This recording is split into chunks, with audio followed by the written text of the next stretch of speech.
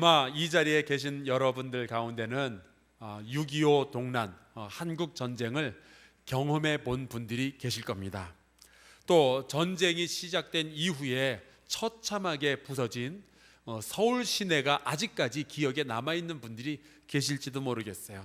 아마 우리 여기 계시는 원로 장로님들이나 권사님들 가운데는 그 기억이 아직도 생생하게 남아있는 분들이 계시겠죠. 지금 보시는 이 그림은 얼마 전에 미국 육군이 공개했던 사진인데 1950년 11월 달에 찍었던 서울의 광경입니다. 아주머니들이 나와서 그 부서진 건물 그 폐허더미 위에서 뭔가를 줍는 모양인데요. 사실은 이 겨울을 앞에다 두고 불쏘시개를 구하는 장면입니다. 서울에 뭐 어디 나무 갈 데가 있나요? 하지만 겨울은 다가오고 있고, 그래서 구할 수 있는 것, 태울 수 있는 것은 전부 다 구하는 장면이죠. 너무나 참혹했던 기억이기에 절대로 이 6.25를 잊지 말자라는 그런 말을 우리가 참 많이 합니다. 상기하자 6.25, 잊지 말자 6.25, 여러 가지 이야기가 있었어요. 우리가 부르는 6.25 노래도 가사가 이렇게 됩니다. 잊으랴 어찌 우리 이 날을.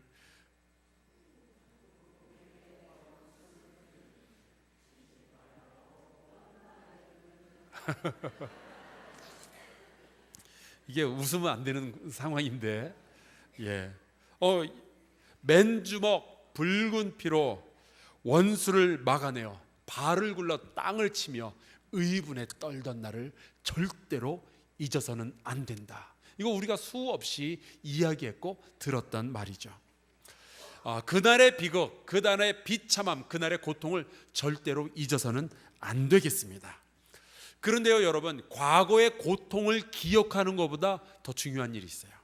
그것은 그 6.25와 같은 처참한 일이 다시는 이 땅에서 일어나지 않도록 준비하는 일입니다.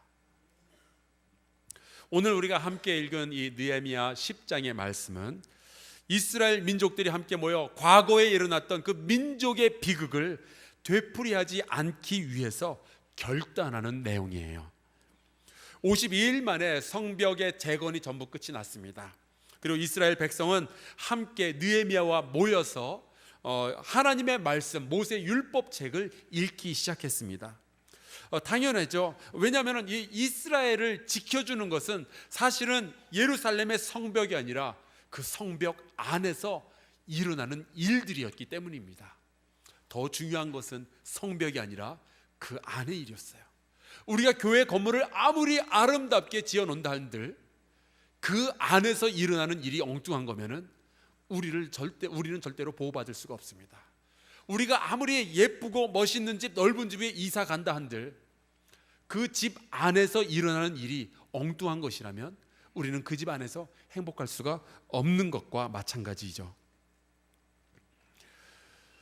하나님의 말씀을 이 백성이 함께 읽다 보니 백성들은 자연스럽게 그 조상들이 왜 그렇게 비극적인 그 결말을 맞이하게 되었는지를, 왜 그런 고통의 결과를 고통의 전쟁을 치르고 결국 비참한 포로 생활을 하게 되었는지를 깨닫게 되었어요.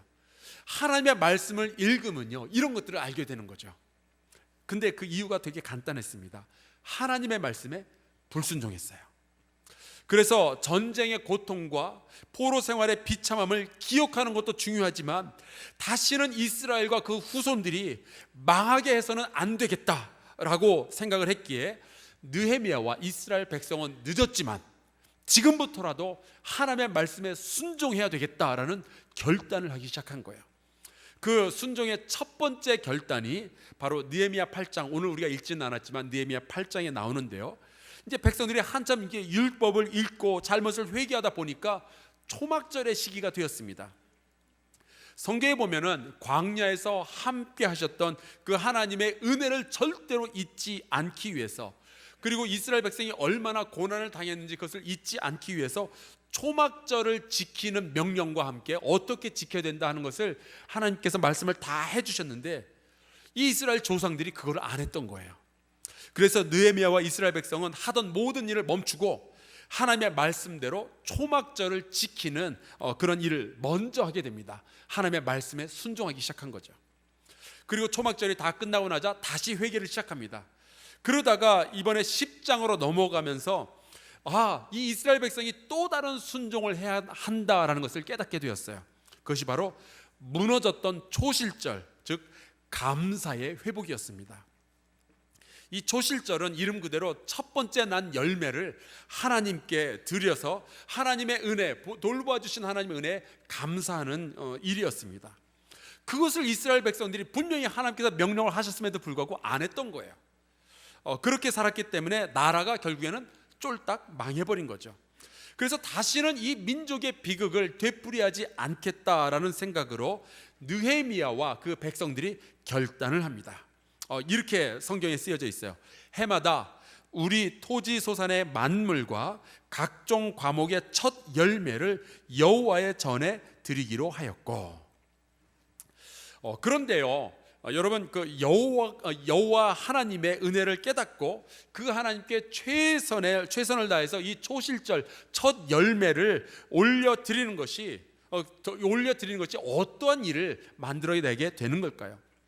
그리고 초실절날 예물을 드리는 것과 이 이스라엘 민족의 운명 사이에는 어떤 연결이 되어 있는 걸까요? 오늘 읽은 말씀 37절에 보면은 이 처음 열매들, 이것을 누구에게 주라고 되어 있는 거 아니? 제사장들과 레위인들에게 주라라고 명령하고 있습니다. 그리고 그 제물들을 골방에다 두는데 그 골방은 섬기는 제사장들과 문지기들과 노래하는 자들이 있는 골방이라고 되어 있어요. 이것을 우리 교회의 언어로 바꾸자면은 목사실, 그 다음에 우리 찬양대실, 여기에다가 이 초실절에 이 예물들을 다 드리도록 되어 있는 겁니다. 여러분, 이 이스라엘 백성이 조상들이 이 첫 열매로 하나님께 감사하지 않았다라는 말은 단순히 이들이 하나님의 은혜를 모르는 정말 배은망덕한 나쁜 사람들이구나라는 사실에서 끝나질 않습니다. 첫 열매라는 것은 성전 안에서 하나님의 일을 돌보는 사람들이 필요로 하는 것을 채워주는 데 사용하는 것이었어요.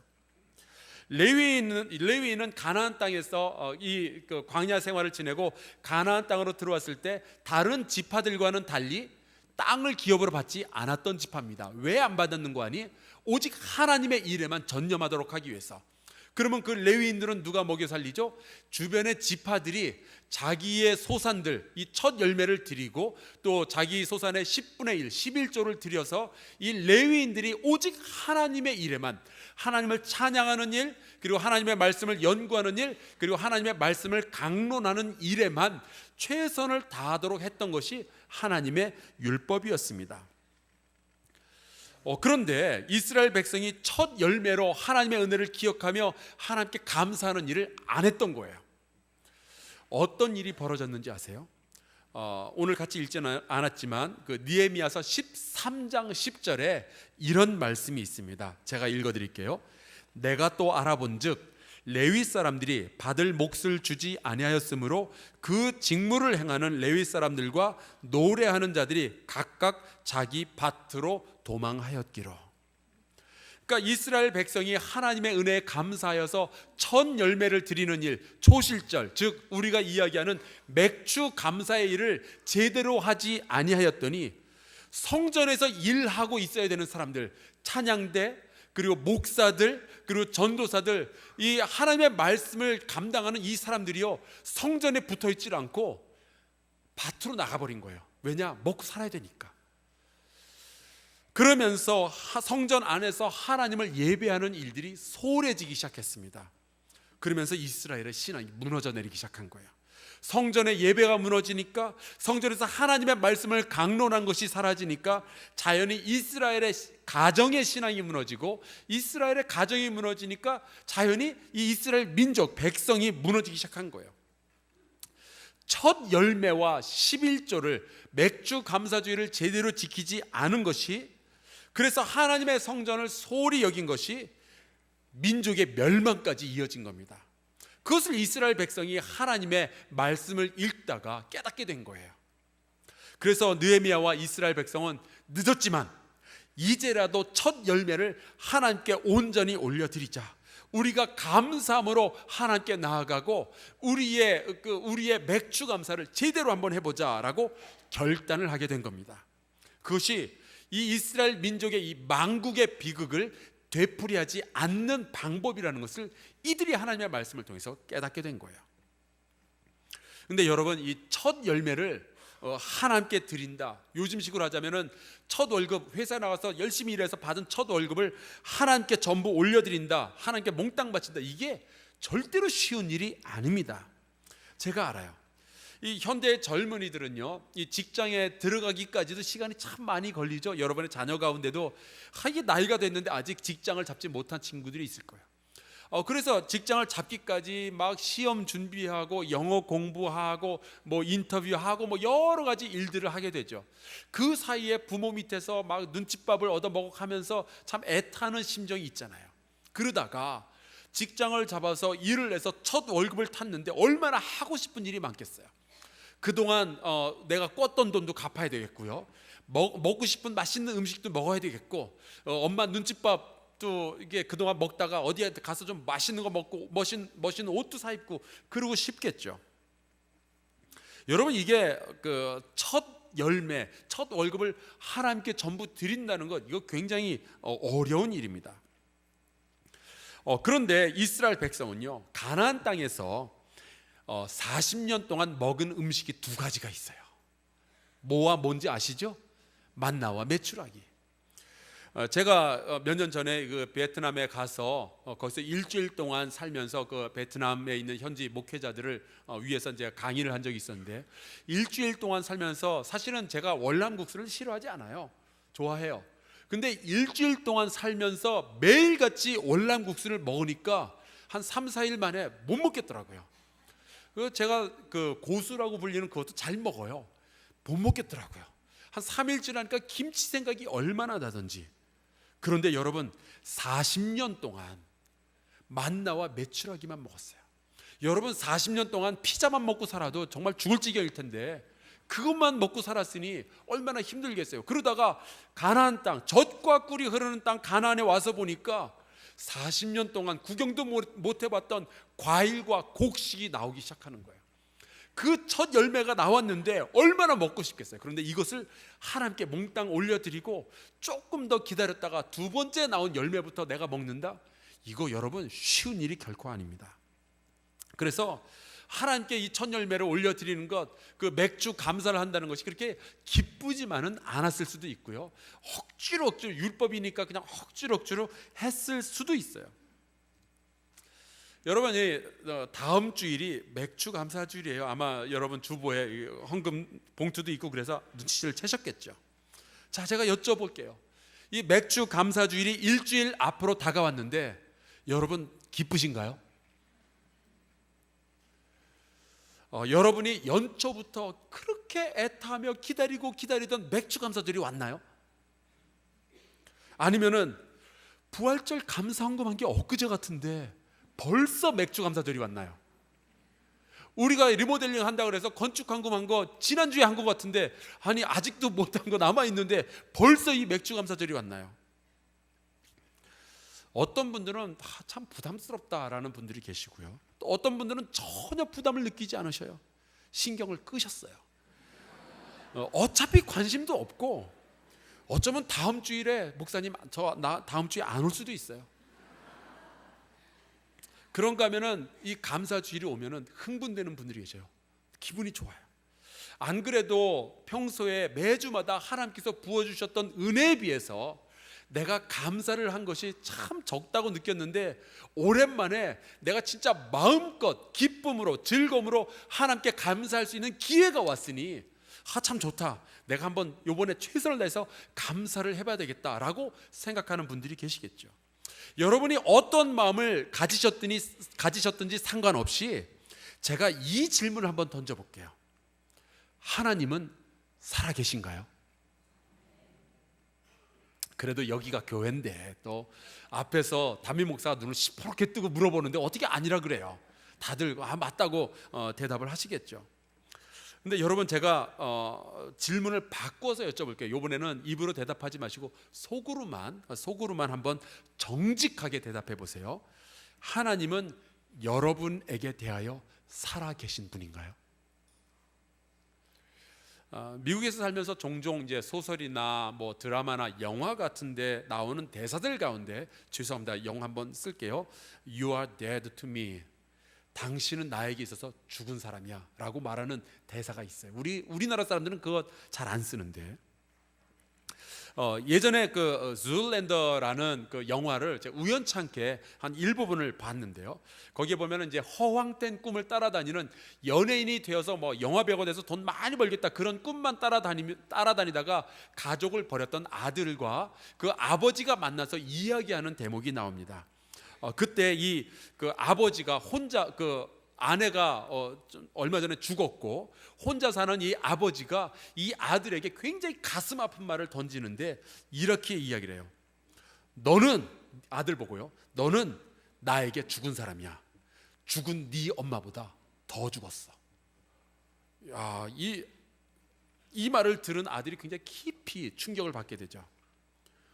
지금 자기는 살아서 아버지랑 이야기를 하고 있는데 아빠는 이미 돌아가신 엄마보다 네가 나한테는 더 죽은 사람처럼 보여라고 이야기를 하는 거예요. 죽은 아내를 생각하면서는 가끔 눈물도 흘리는데 이 살아있는 아들을 보고서는 아무런 감정의 움직임이 없는 거예요. 네가 그런 말을 하거나 말거나 너는 내게 죽은 사람이야. 하나님은 여러분에게 대해서 살아계신가요? 그렇다고 여러분이 대답하실 수 있다면은, 하나님은 여러분의 행동, 여러분의 언어, 여러분의 마음가짐에 대해서 반응하는 분이시라는 것을 여러분이 인정하시게 될 거예요.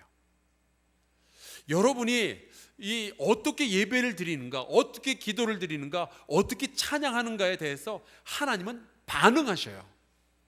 그게 살아계신 하나님이라는 증거입니다. 하나님은 여러분에게 대하여 살아계십니까? 그 하나님은 분명히 우리가 어떻게 하나님의 은혜를 기억하며 어떻게 하나님께 감사를 드리는가에 대해서 반응하실 거예요. 얼마나를 바쳤냐가 아니라 어떻게 준비하고 어떻게 바치느냐, 여기에 하나님은 반응하십니다. 그 살아계셔서 우리의 모든 행동과 생각과 언어에 반응하시는 하나님은 과연 우리가 어떻게 이 맥주 감사주의를 준비하기를 원하고 계실까요? 우리 담임 목사님 지금 돈 얘기하시는구나. 우리 목사님 지금 다음 주일에 헌금 많이 하라 하시는구나. 문 닫아야지. 아니에요. 조금만 더 들어보세요. 저는 그저 우리가 하나님 앞에서 지금 잊고 살아가고 있는 것이 있지 않은지 한번 같이 좀 생각을 해보고 싶은 거예요.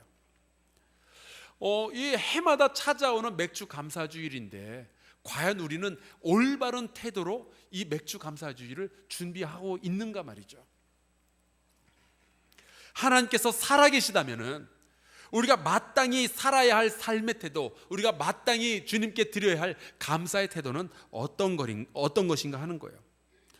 아마 우리가 그 감사의 절기라든지 이런 게 찾아오게 되면은 부담을 느끼시는 분들은 반드시 이러한 질문들을 하게 돼 있어요. 하나님은 온 세상 모든 것을 다 소유한 분이시죠? 맞지 않나요? 제 말이 틀린가요? 하나님 모든 것을 다 소유하셨죠? 하나님은 모든 것을 다 창조하셨죠? 모든 것을 다 가지신 분이 왜 우리에게 감사를 하라고 말씀을 하시냔 말이죠. 심지어 하나님은 저 하늘나라에 올라가 보면은 길바닥을 황금으로 깔아놨다 그러죠. 문짝은 진주로 만들었다고 그러면서 뭐가 아쉬우셔서 우리에게 감사의 예물을 드리라고 말씀을 하시냔 말이죠. 과연 하나님께서 뭔가 부족한 부분이 있어서 우리 보고 감사의 예물을 드리라고 하는 건가요? 절대로 아니죠. 모든 걸 다 가진 분인데 왜 우리한테 그 감사의 예물을 드리라고 그러겠어요? 절대로 아니에요. 하나님은요, 다른 계획을 가지고 계시는 거예요. 우리의 참된 감사, 우리의 정말 즐거운 감사를 통해서 우리에게 주고 싶어 하시는 그런 것이 있어요. 그 비밀을 여러분들이 알게 되기를 바랍니다. 여러분, 올해도 살짝 체면치레만 하고 그냥 떼어버리고 지나가는 시기라면 참 안타까워요. 하나님과의 관계에 있어서 우리 굉장히 민망한 일들이 우리 가운데 벌어질 수가 있습니다. 하나님 우리에게 굉장히 많은 은혜를 부어주셨는데 우리가 감당할 수 없을 만큼, 우리가 감사할 수 없을 만큼 은혜를 부어주셨는데 우리가 최선을 다해서 하나님께 감사하는 것이 아니라 형식적으로 올해도 또 왔네, 그냥 지나가야지, 그렇게 넘겨버린다면 하나님은 어떤 반응을 보실까요? 굉장히 멋쩍어 하시거나 이러면 안 될 텐데, 나는 지금 복을 부어주려고 준비하고 있는데 얘가 이런 식으로 반응하네. 하나님은 또 어떻게 반응을 하시겠어요? 여러분, 하나님을 지키라, 감사절을 지키라고 말씀하신 분은 하나님이셔요. 그 말은 우리를 사랑하시는 그 모든 것을 이미 소유하고 계신 분이 우리에게 또 다른 복을 부어주시려고 하는 일이죠. 그런데 다음 주가 감사절인데 아무 생각 없이 그냥 지내다가 다음 주에 교회 와 보니까 오늘 맥주 감사주일이네. 지갑에 얼마 들었지? 아이고 이거 집어넣어야지. 여러분, 그렇게 하면 안 되죠. 그거는 하나님께서 전혀 기뻐하시는 태도가 아니에요. 얼마를 바치느냐 전혀 상관없어요. 이미 하나님 모든 것을 가지고 계신 분이니까. 어떻게 준비해서 바치냐, 이건 소중해요. 성벽은 아무 문제 없어요. 성벽 안에서 무슨 일이 일어나는가가 정말 우리의 운명을 좌지우지하는 것이죠. 자, 이렇게 감사할 줄 모르는 사람이라면은 하나님께서 그에게 도대체 어떻게 반응을 하시며 어떻게 복을 부어주실 수 있겠냔 말이에요. 지난주에 제 아내랑 같이 아주 재밌는 글을 하나 읽었어요. 하나님이 이렇게 버스를 타고, 그러실 리 없겠지만 하나님께서 버스를 타고 가시다가 버스에서 내리셨다. 이것을 뭐라 그러는지 아세요? 신내림이라고 부르더라고요. 그런데 그 하나님의 뒤를 따라서 스님들이 따라 내리면 그걸 뭐라고 부르는지 아세요? 중도 하차.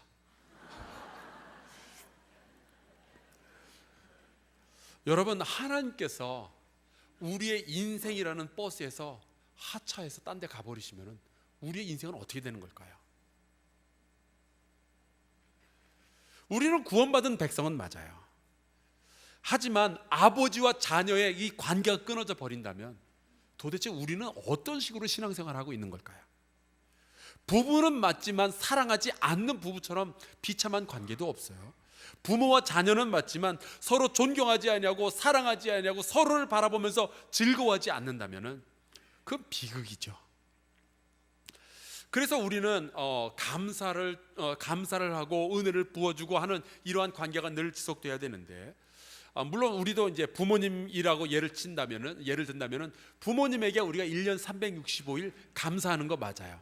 하지만 우리도요, 부모님의 생신날이라든지 혹은 어버이날이라든지 혹은 부모님의 결혼 기념일 같은 데는 우리가 조금 더 신경을 쓰잖아요. 그때는 더 맛있는 것도 해드리고 선물도 해드리고 그러잖아요. 지난번에 그 텔레비전을 보니까 어떤 연예인 부부는 만난 지 1000일 됐다고 장미천송이, 저희 집사람이 그거 볼까 얼마나 조마조마했는지 몰라요.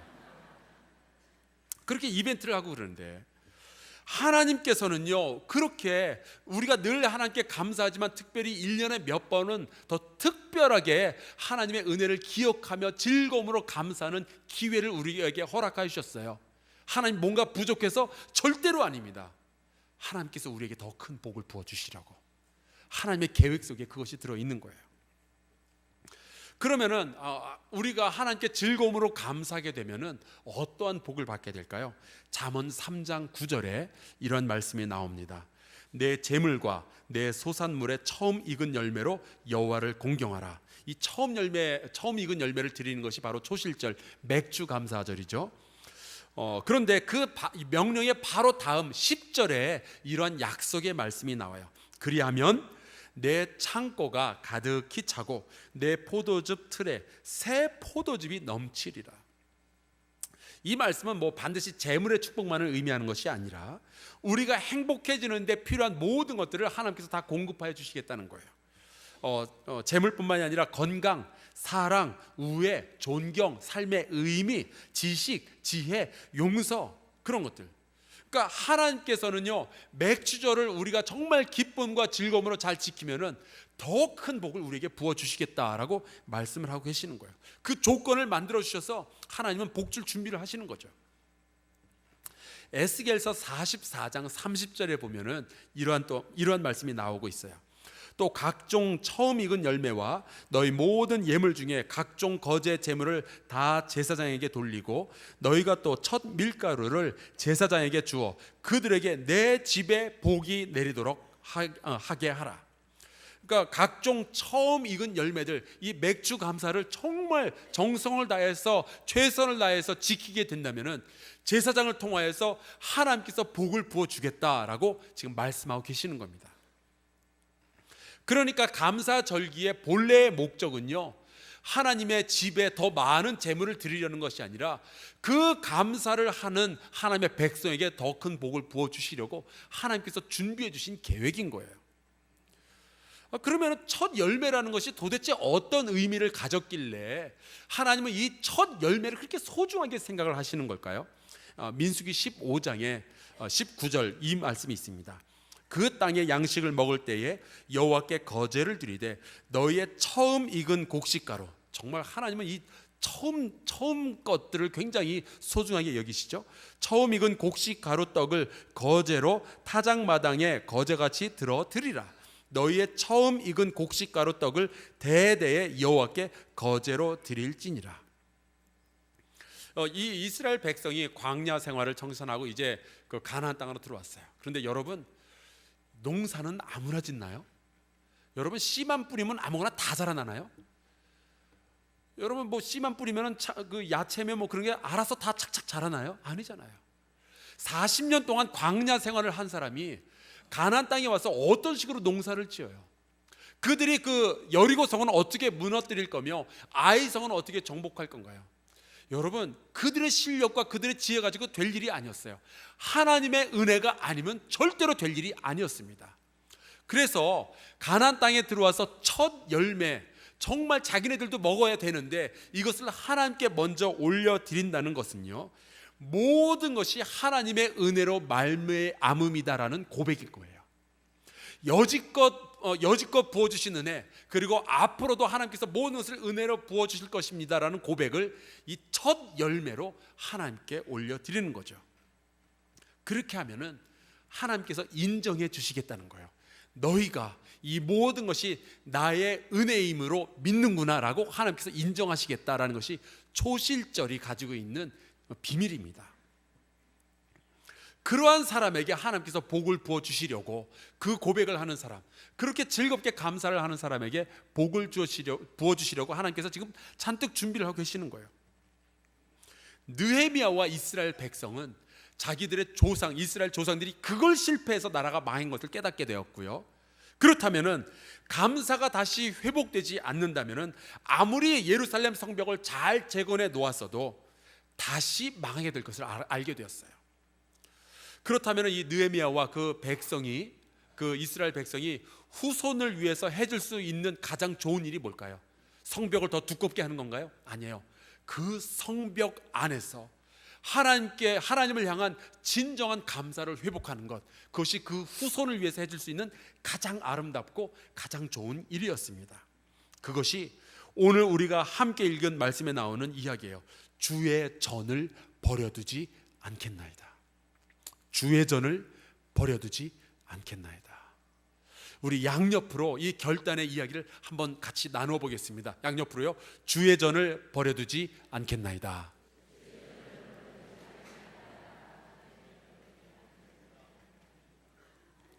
여러분, 이 맥주절은요, 단순히 교회 운영을 위해서 우리가 지키는 절기가 아니에요. 맥주 감사는 우리만의 문제가 아니라요, 이 교회의 재정을 위한 문제가 아니라요, 우리의 후손의 운명을 결정하는 일이에요. 이스라엘이 그것을 실패했을 때 나라가 망했어요. 감사를 잊은 백성에게는 미래가 없기 때문이죠. 하나님의 은혜를 뒤늦게라도 깨달았던 이 느헤미야와 백성들처럼 후손을 위해서 내가 감사의 절기를 반드시 지키겠다라고 결단하였던 그들처럼 여호와의 전을 우리가 버려두지 않겠다라고 결단했던 그 느헤미야와 백성들처럼 우리도 이 일주일 동안 기쁨으로, 즐거움으로 감사할 준비를 갖출 수 있기를 주의 이름으로 축원합니다. 여호와의 성전을 버려두지 않겠다라는 결단은요, 우리의 후손들을 위한 최고의 선물이에요. 왜냐하면 우리가 여호와의 성전을 버려두지 아니할 때 하나님께서는 우리의 후손을 버려두지 않을 것이기 때문입니다. 그 하나님의 은혜를 이제라도 깨닫고 즐거움으로 다가오는 맥주 감사를 준비하는 이 거룩한 한 주가 될 수 있기를 주의 이름으로 축원합니다. 우리 하나님의 은혜를 기억하면서 이 찬양을 같이 좀 불러봤으면 좋겠어요. 찬송가 305장, 우리 누구나 다 잘 아는 은혜의 찬양, 나 같은 죄인 살리신 주의 은혜 감사합니다. 우리가 함께 찬양할까요?